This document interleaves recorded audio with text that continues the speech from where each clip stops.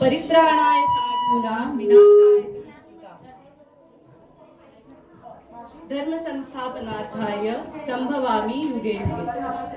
भगवद्गीतेत प्रत्यक्ष आपल्याला भगवंतांनीच ग्वाही दिलेली आहे की जेव्हा जेव्हा अधर्म येईल तेव्हा तेव्हा ते आपल्या मदतीस येतील. आज आपण हेच बघणार आहोत दोन गुरु शिष्यांच्या जोड्यांमध्ये.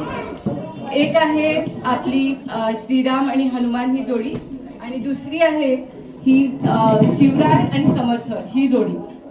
आणि या दोन्ही जोड्या जरी खूप वेगवेगळ्या कालखंडात आलेल्या असल्या तरी त्यांच्यातील साम्य हे खूप अचंब्यात टाकणार आहे. श्रीराम आणि हनुमान आणि शिवराय आणि समर्थ यांच्यातील साम्य हे खूपच अचंब्यात टाकणार आहे आणि तेच आज मांडायचा आम्ही प्रयत्न करतो.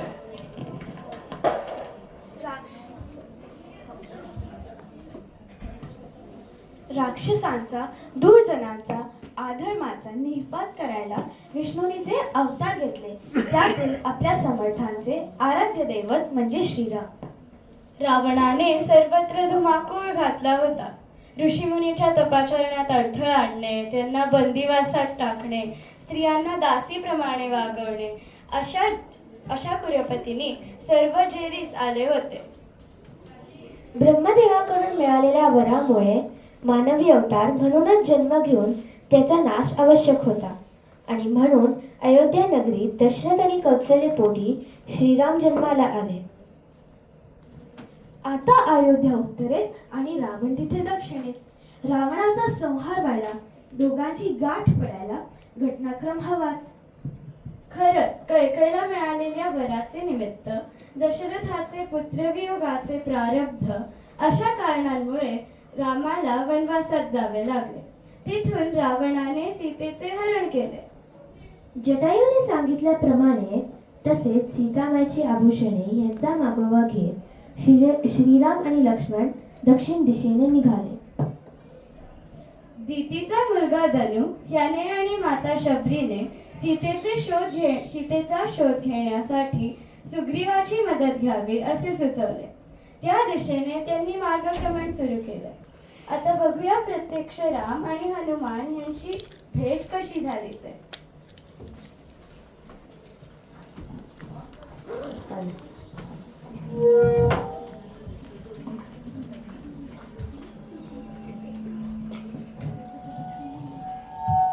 हनुमंता महाराज, तुम्ही एवढे बंधन काय करणार? तुम्ही वालीच्या बाबतीत वाढणारी भीती सोडून द्या. या पर्वतावर वालीची मुळेच भय नाही. ऋषीमुख पर्वताच्या आसपासच्या वनात दोन जण मनुष्याच्या रूपात खेळत आहेत. त्यांचा वेश तपस्वींचा, पण त्यांच्या मुखावर जाज्वल्य शास्त्र तेज आहे.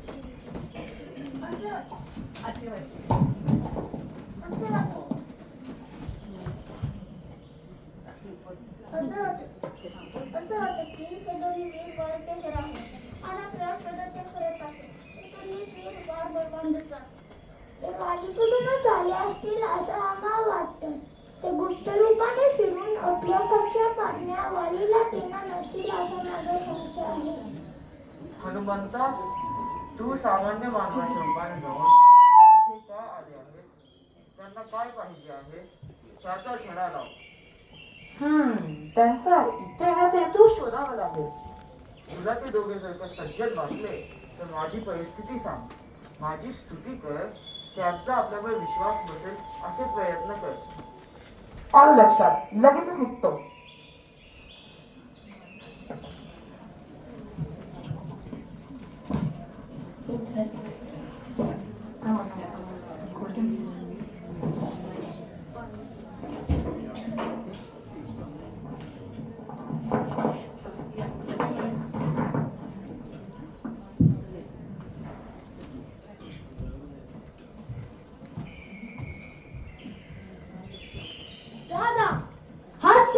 पर्वत असावा, पण पुढे कसे जावे?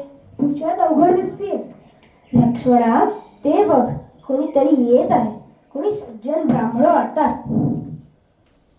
जरा खबरदार राहा दादा, मला तर ते बहुरूपी वाटत आहेत. त्यांच्या भुजा बलिष्ठ दिसत आहेत. पण वेश मात्र ब्राह्मणाचा. मला तर ते कोणी वेदपाठी वाटतात. ब्राह्मण श्रेष्ठ, तुम्हाला नमस्कार असो. प्रणिपात. आम्हाला आशीर्वाद नाही करणार. परिचयाशिवाय कोण श्रेष्ठ कळत नाही, तेव्हा कृपया आपला परिचय सांगावा आणि या दुर्गम पर्वतावर येण्याचे प्रयोजन सांगावे, ही विनंती. आम्ही पर्वताच्या शिखरावर जायचा मार्ग शोधत आहोत, तो कृपया सांगावा. हो का नाही, पण अजून परिचय आणि प्रयोजन कळले ते उत्तम होईल, कारण मी तुम्हाला पाहून संभ्रमात पडलो आहे. ते का बरे? तुम्ही बलवान आहात, पण तुम्ही बलकले धारण केले आहेत. असे असणे तुमच्या चेहऱ्यावर निराशाही दिसत आहे. तुमच्या चेहऱ्यावरचे तेच सांगत आहे की अवघ्या पृथ्वीवर राज्य करण्याची तुमची योग्यता आहे. पण तुम्ही अरण्यात तिथे काय करत आहात ते कळले नाही. हे विप्रश्रेष्ठ, तुम्ही आमच्या प्रश्नाचे उत्तर न देता आम्हाला जुने प्रश्न विचारत आहात. दादा, मला असं वाटतंय की आपण पुढे जाऊया, यांच्याशी चर्चा नको. दोषम करोति दोषम. तपस्वी रागू नका. कित्येक वर्षात या रस्त्यावर कोणी चाललं नाहीये. तुम्हाला का बरं जायचं आहे? दादा, आपण इथपर्यंत शोधत आलो, पुढचंही पण शोधून काढू. थांब लक्ष्मणा, यांच्या बोलण्याने मी प्रभावित झालो आहे. यांच्या मनात कपट भावना असेल असे वाटत नाही. यांची मैत्री आपल्याला उपयोगी ठरेल. ब्राह्मण श्रेष्ठ, तुम्ही खरंच संभाषण चतुर दिसता. आता मला शंका येते, तुम्ही हा जो वेश धारण केला आहे तेच आहात की आणखी कोणी? मी मदत करायला उत्सुक आहे, पण अजून परिचय आणि प्रयोजन कळले नाही. ठीक, सांगतो मी. ब्राह्मण श्रेष्ठ, माता शबरीने आम्हाला मार्गदर्शन केले आहे की ऋषीमुख पर्वतावर जाऊन महाराज सुग्रीव यांची आम्ही भेट घ्यावी. माता शबरीने सांगितले, पण का कारणास्तव? तुम्ही नक्की आहात तरी कोण? दादा, यांचे प्रश्न संपतच नाहीये. थांब लक्ष्मणा, सांगतो मी. स्वतःच्या हात राज्यातून निष्कासित केलेला मी राजकुमार आहे. पित्याने मातेस दिलेल्या वचनपूर्ती कारण मी वनवासी आहे आणि सध्या हरण केलेल्या स्वपत्नीच्या मी शोधात आहे. इथे येण्याचे प्रयोजन आहे महाराज सुग्रीव यांच्याशी मैत्री. हे आहेत अयोध्येचे परमप्रतापी महाराज दशरथ यांचे पुत्र आणि माझे ज्येष्ठ बंधू श्रीराम. तुम्ही? सुमित्रा नंदन लक्ष्मण. तुम्ही खरंच श्रीराम? अहोभाग्यम. महाराज सुग्रीव हे धार्मिक स्वभावाचे श्रेष्ठ मानर आहेत आणि मी त्यांचा सेनापती हनुमान. महाराजांचा भाऊ वाली यांनी त्यांना राज्यातून हकलून देऊन त्यांचा निरादर केला आहे. त्यांच्या पत्नीचं हरण केलं आहे. महाराजांची हीच इच्छा होती की तुमच्यासारख्या वीरांची मदत व्हावी. मी तुम्हाला त्यांच्याकडे घेऊन जातो. संकटात आपल्यासारख्यांची साथ मिळणे दुर्लभ आहे. आम्ही प्रसन्न आहोत. आम्हीही तुम्हाला पूर्ण सहकार्य करू. हा खरोखरच मोठा योगायोग आहे. चला.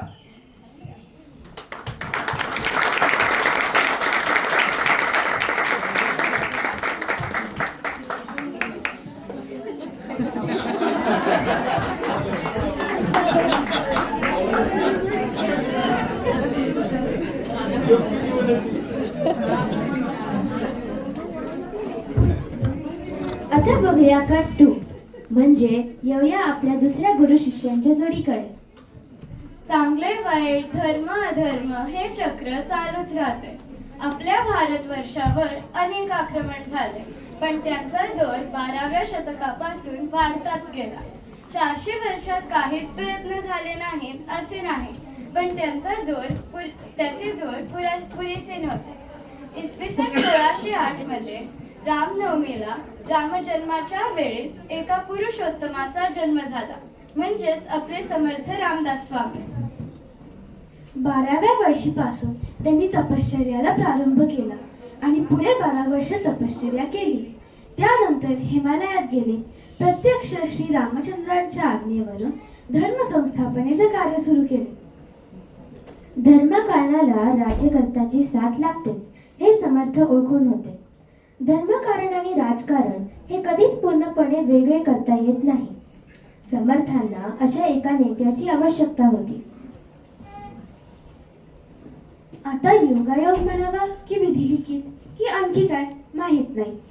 हनुमान म्हणजे महारुद्र, साक्षात शंकराचे अंशावतार आणि आपण शिवरायांना पण काय म्हणतो तर शिवाचा अंश असलेले आपले छत्रपती शिवाजी महाराज. हनुमानाने जसे पहिल्याच भेटीत आपले स्वामित्व श्रीरामांना दिले, तसंच शिवरायांनी पहिल्याच भेटीत आपले सर्वस्व समर्थांना दिले. ही भेट प्रथम शिंगणवाडीला झाली. बघूया आता त्याची झलक.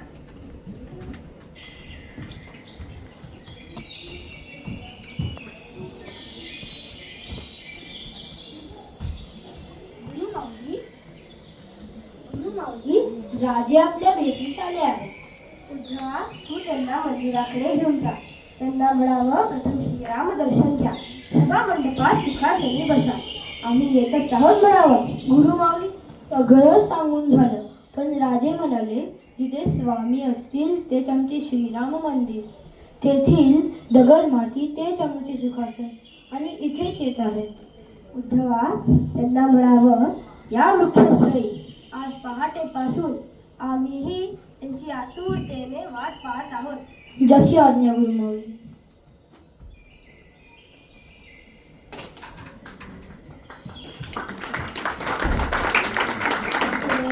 राजे, आपण प्रत्यक्ष शिवाचे अंश आहात. आपल्या हातात राजदंडासह धर्मदंड सोपवणे एवढीच आमची इच्छा. स्वामी, आता आपण आम्हावर अनुग्रह करा.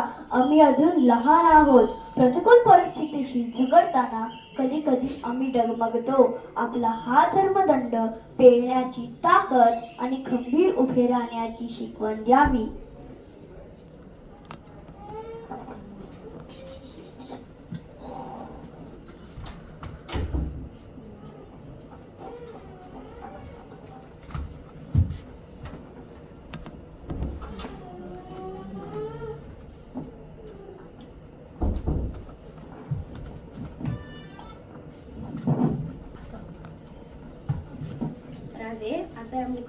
राजे, आता या मोकळ्या थैलीत काय भरून देऊ सांगा.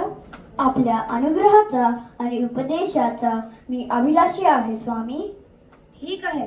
जय जय रघुवीर समर्थ. समर्थ शांत मुद्रेत नेत्र बंद करून बसतात. राजे आपला जिरेटो बाजूला काढून ठेवतात आणि गुडघ्यावर हात जोडून बसतात. समर्थ हळुवार नेत्र उघडतात आणि शिवरायांच्या डोक्यावर वरदहस्त ठेवून म्हणतात, श्रीराम जय राम जय जय राम. श्रीराम जय राम जय जय राम. ऐक शिष्या येथींचे वर्म, स्वये तुची आहेसी ब्रह्म. ये विषयी संदेह भ्रम, धरूची नको. हा शिवबा, स्वरूपाचा बोध केला आहे तोच अंतरी रुजवा. उत्तम शिष्याची सारी लक्षणे तुमच्यात आहेतच. तुमचे राजकर्तव्य तुम्हाला विसरून चालणार नाही. राज्यकर्मावर रामधर्माचा अंकुश ठेवून राजकारण कराल तर तो महाराष्ट्र धर्म ठरेल. स्वधर्माचे रक्षण आता या महाराष्ट्रापासून सुरू करा. धर्मध्वज पुन्हा डौलाने फडकला पाहिजे. स्त्री शूद्रांना अभय मिळाला पाहिजे. मंदिर आणि देवमूर्तींची पुनःप्रतिष्ठापना झाली पाहिजे. हे तुमचे राज्य नाही, हे श्रींचे राज्य आहे असा विश्वास मनी बाळगलात ना, तुमचा अवघा श्वास हा महाराष्ट्र धर्म ठरेल. शिवा, महाराष्ट्र धर्म म्हणजे प्रभू रामचंद्रांनी आचरलेला पुरुषोत्तम धर्म, कर्मयोगाचा धर्म, विश्वशांतीचा धर्म. महाराष्ट्र राज्य हेच रामराज्य. स्वामी, आम्ही कृतार्थ झालो. रामधर्म पाळण्याचा आम्ही कसोटीही प्रयत्न करू, परंतु आपण योग्य दिशा दाखवावी. आता निघण्यापूर्वी आपल्या या बालशिष्याचा एवढा हट्ट पुरवावा. स्वामी, ध्यानात ठेवा, राजकारण ही एकट्याची मिरासदारी नाही, ते सहकार्य आणि सत्संकल्प यावर आधारित असते. राजकारणात लोकसंग्रहाची आत्यंतिक गरज असते. लोक कुठल्याही जातीकुळीचे असले तरी त्यांच्यावर बारीक लक्ष ठेवले पाहिजे. वेळोवेळी त्यांना मार्गदर्शन केले पाहिजे. त्यांच्यातील चांगले गुण हेरून त्यांना स्वराज्याच्या कामात सामील करून घेतले पाहिजे. यासाठी कायम सत्सद विवेक बुद्धी, प्रभू रामचंद्रांवर श्रद्धा, शुद्ध व्यवहार आणि सावधानता राजाने ठेवायला हवी. काय शिवबा, आता तरी भरली का थैली?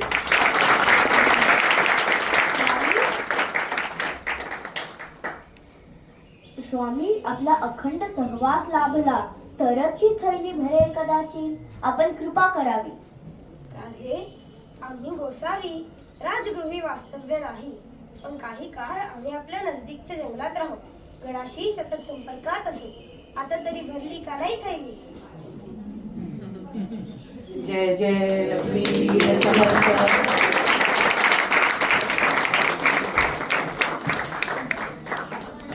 जाऊया आता पुन्हा त्रेतायुगात. तर श्रीरामांना लंकेपर्यंत सेना नेण्यासाठी वानरांच्या सेनेने मदत केली. ही वानरं कोणी साधीसुधी नसून बाकी देवतांनी श्रीरामांना विष्णूच्या या अवताराला दुष्टांच्या निर्दालनासाठी केलेली मदत होती.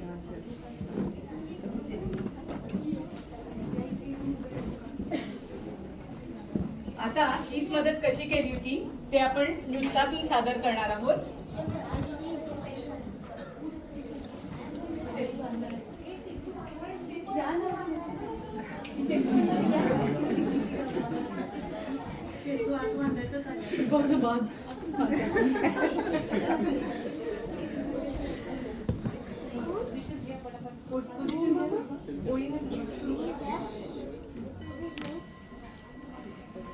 सेतू बांधारे सेतू बांधारे सेतू बांधारे सेतू बांधारे सेतू बांधारे सागरी सेतू बांधारे सागरी सेतू बांधारे सागरी सेतू बांधारे सेतू बांधारे सेतू बांधारे सागरी सेतू बांधारे सागरी सेतू बांधारे सागरी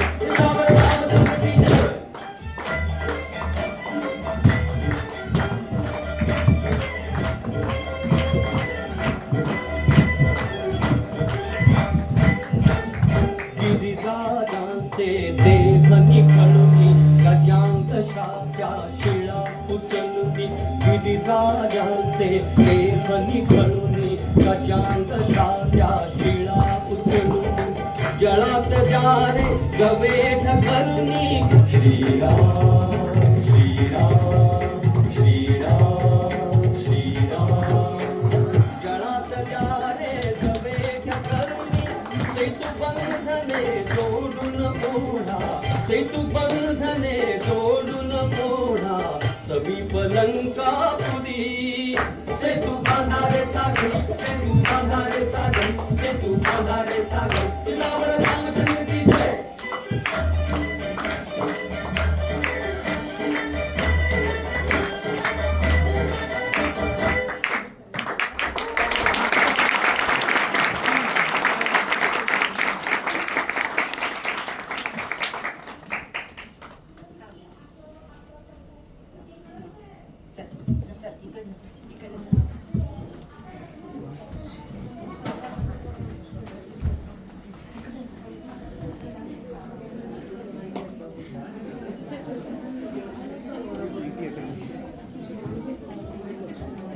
कार्यकर्त्यांची फळी मजबूत असेल तर मोठे मोठे मनसुबे पार करता येतात. रावण सैन्याने वानराचे सैन्य बघून आधी उपहास केला, पण याच रामाच्या सैन्याने हनुमंताच्या साथीने रावण सैन्याचा निपात केला.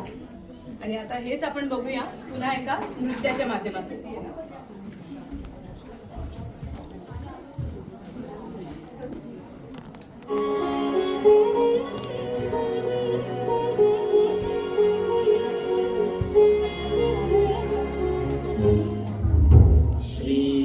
श्रीरामचंद्र कृपालु भज मन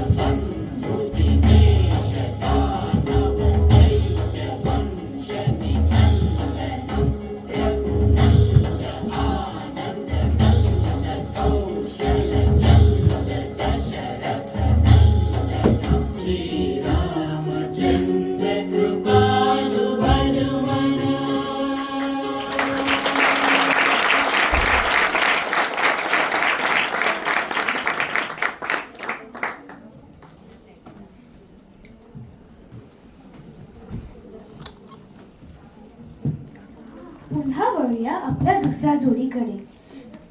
शिवरायांनी लहानपणापासून श्रीरामकृष्णाच्या गोष्टी ऐकल्या. स्वराज्य हा काय एकट्या दुकट्याचा खेळ नाही. बलाढ्य शत्रूला सामोरे जायचे तर सैन्य हवेच हे जाणून त्यासाठी त्यांना जीवावर उद्धार झालेले साथीदार हवे होते. असे सवंगडी शिवबाने मावळ खोऱ्यातून मिळवले. हे काही कोणी श्रीमंत लढाईसाठी प्रशिक्षित नव्हते, तर अगदी रोजची चटणी भाकर खाणारे पण स्वाभिमानी गुलामगिरीला कंटाळलेले असे तडफदार तरुण होते. शिवबाने या आपल्या सवंगड्यांबरोबरच रायरेश्वरावर स्वराज्याची शपथ घेतली. तोच प्रसंग आता बघूया.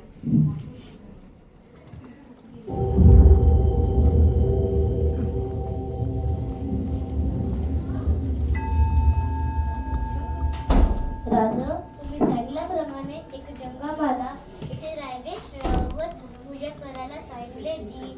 हे उत्तम केलं. आताच पूजा झाली असं दिसते. खरंय, प्रसन्न बांधली आहे पूजा. बरं, बाकी कुठवर आली तयारी? 50 तरुणांनी बाहेर तयार आहेत. आणि इतरांचे? ते बी तेच असतील जी. तुमच्या सर्वांचा विचार तर पक्का आहे ना? विचार पक्का आहे शिवबा. ऐसे शेळीसारखे सतत घाबरून जगायचा कंटाळा आला आहे. आता जगायचं ते निधळा छाती वाघासारखे.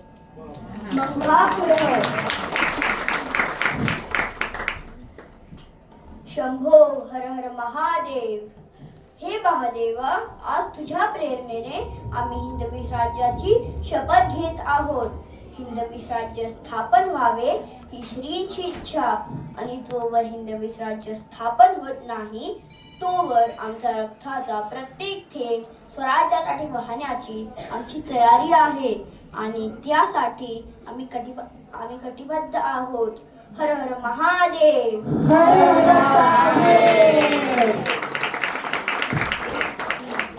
दादाजी, यसाजी, आज आपण स्वराज्याची शपथ घेतली. हे दैवत स्वयंभू आहे. ह्याने आजवर आम्हाला यश दिले, तुमची साथ मिळाली. आता पुढचे मनोरथ हिंदवी राज्याचे. त्यासाठी आपली जबाबदारी खूप मोठी. पण भीती कसली? भीती अजिबात नाही शिवबा. आता पहिलं पाऊल कुठे टाकायचं, कसं टाकायचं याचा सुधार करतोय. आमचे लक्ष आहे ते कानट खोऱ्यातील तोरणागडावर. अरे वा, या रायरेश्वरासमोर शपथ झाली तर आता स्वराज्याचं तोरण बांधलं गेलंच पाहिजे. म्हणजे तोरणागड कब्जात आणण्यासाठी स्वराज्याचं तोरणच झालं. उत्तम कल्पना, पण गडाची पाहणी परत एकदा करायलाच हवी. म्या गड फिरून आलो जी. गडावर जास्त शबंदी नाही, गडावर जास्त मजबूती नाही. 4 ठिकाणी खिंडर आहे. होय का नाही तानाजी? होय तर राजा, तुम्ही फक्त हुकूम करा, आम्ही फत्ते करू.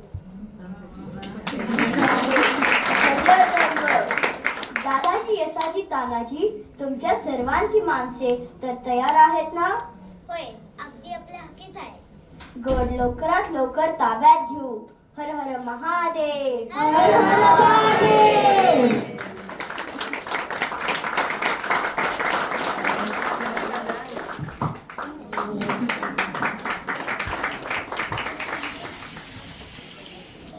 अशा रीतीने स्वराज्याचे तोरण बांधले गेले. स्वराज्याची घोडदौड सुरू झाली. शिवरायांच्या ह्या वीररसाला आध्यात्मिक बैठक दिली ती समर्थांनी.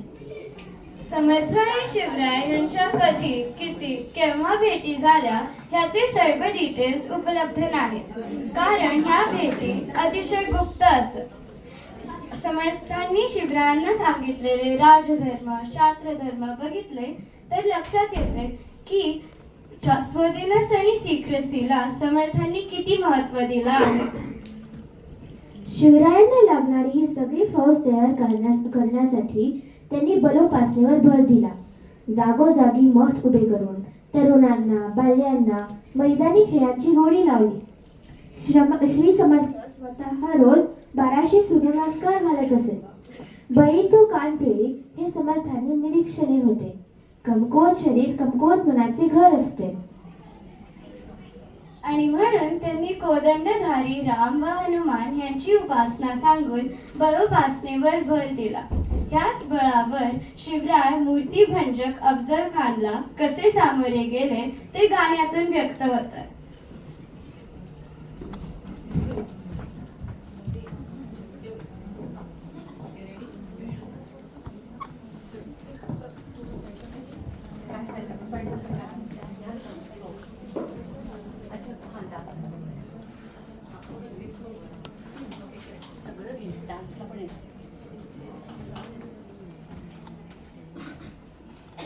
दुंदुभी नारल्या नौबती कडाडल्या दश दिशा झडाडल्या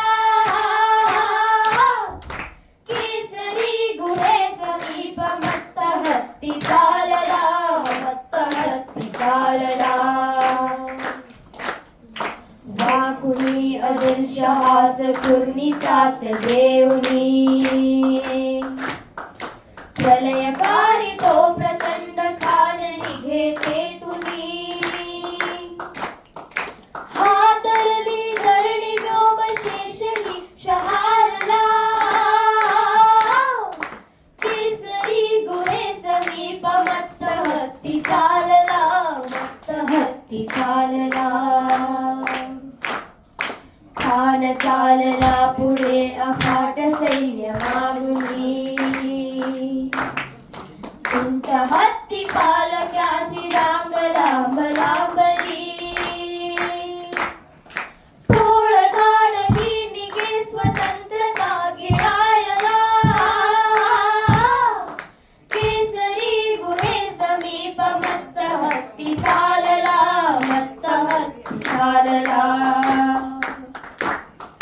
तुळजापूरची भवानी मायमान मंगला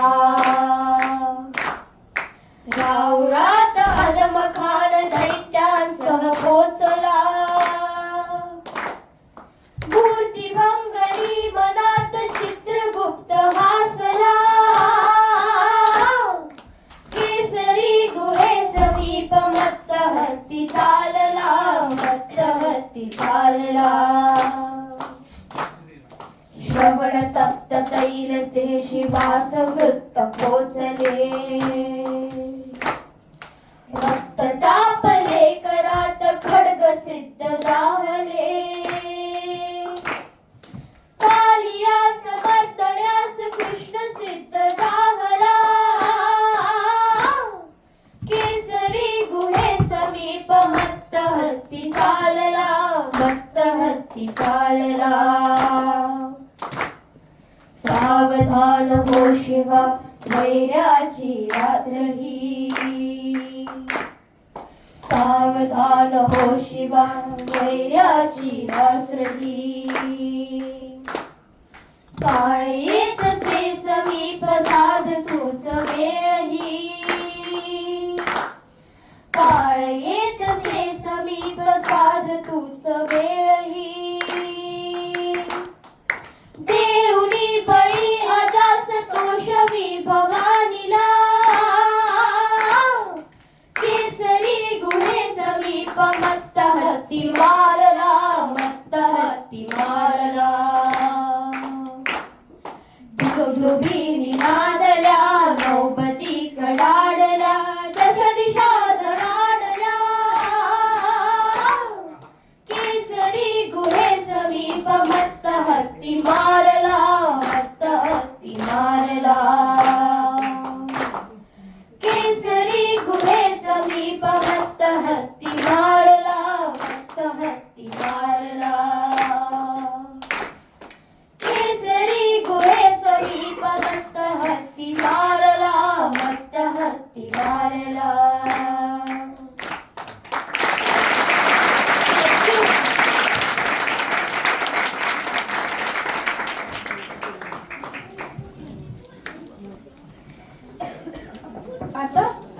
आता आलो शेवटच्या टप्प्यात.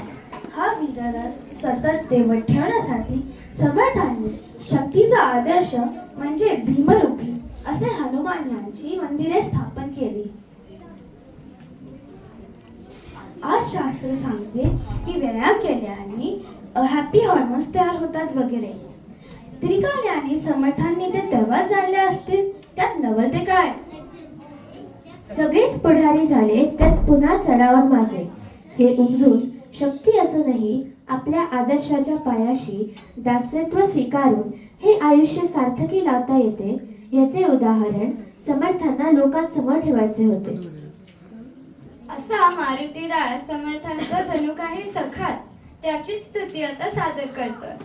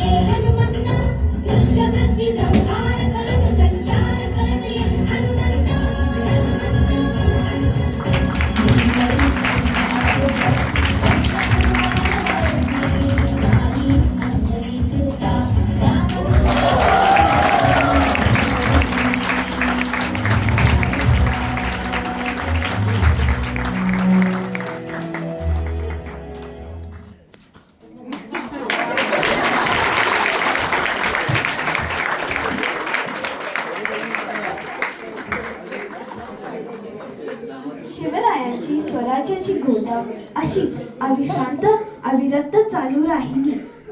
स्वराज्याची शिवरायांचा राज्याभिषेक झाला. हनुमानाने जसा लंकेत पराक्रम करून सामर्थ्य दाखवले तसंच शिवरायांनी आपल्या पराक्रमेने संबंध हिंदुस्थानात जरब बसवली. तीच शिवस्तुती आता सादर करतोय.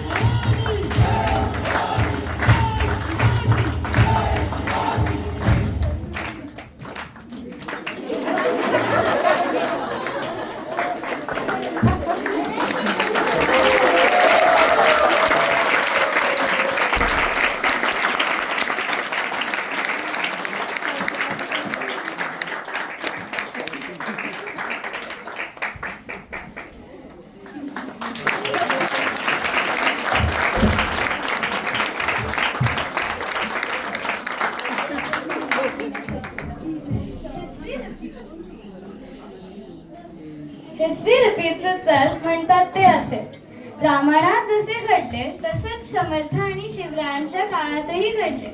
जसा अधर्म वाढल्यावर श्रीराम आणि हनुमंतांची जोडी अवतरली, तशीच ती 400 वर्षांपूर्वी अवतरली समर्थ आणि शिवराय या रूपात. राज्यकर्त्यांकडून धर्माला मिळणारा आधार फार मोलाचा असतो. चांगल्या राज्यकर्त्यांमुळे धर्माचे चांगले विचार सामान्यांपर्यंत पोहोचवणे सहज शक्य होते. समर्थ आणि शिवराय या जोडीने हिंदुस्थानात स्वराज्याचे बीज रुजवले, वाढवले. त्या द्वयीला आमचा मानाचा मुजरा.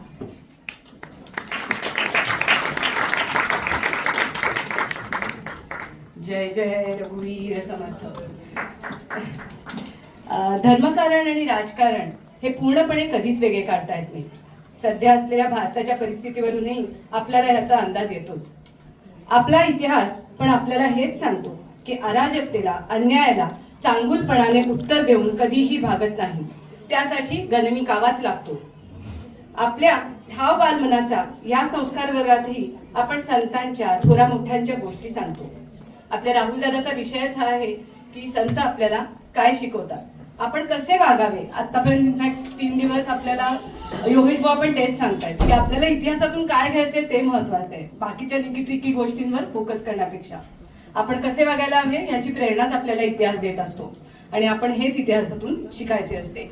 जय जय रघुवीर समर्थ.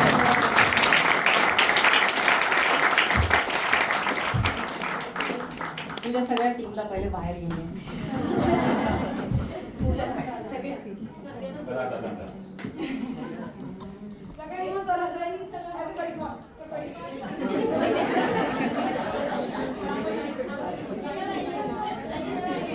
मावळे आणि वानर सेना असं दोन्ही सांभाळायचं.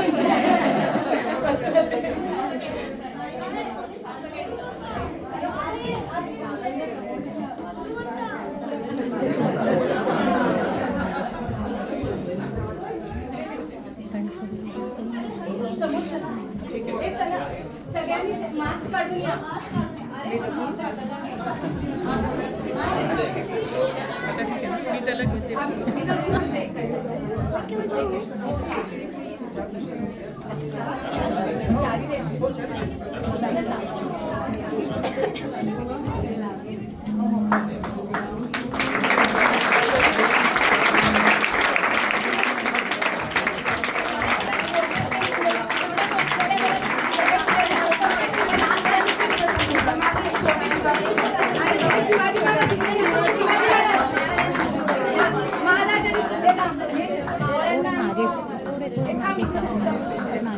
छत्रपती शिवाजी महाराज की जय.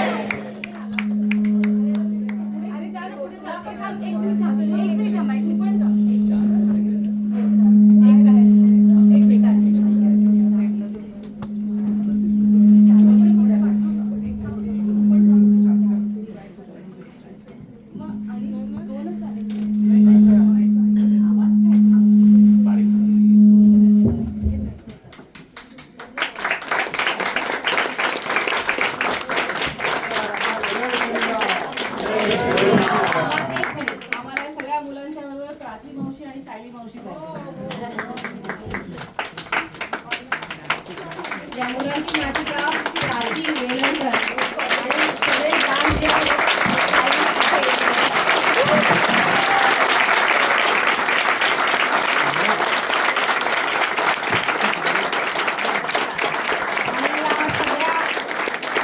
महानाटिका पाहिली त्याचं म्युझिक डायरेक्शन आपल्या श्रुतीकडे आहे.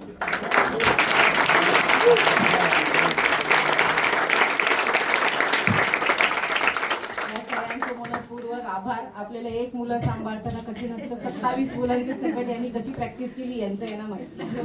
पण जो काही गोळ घातला तो तुम्हाला सगळ्यांना आवडला असेल. समजून घ्या अशी आपण या सगळ्यांचे कौतुक दादा या मुलांना छोटीशी पुस्तिका देणार आहे आणि ते देत असताना कृपया एक 5 मिनिटं वेअर करा कारण सगळ्या मुलांना पर्सनली दादा पुस्तिका वाटणार.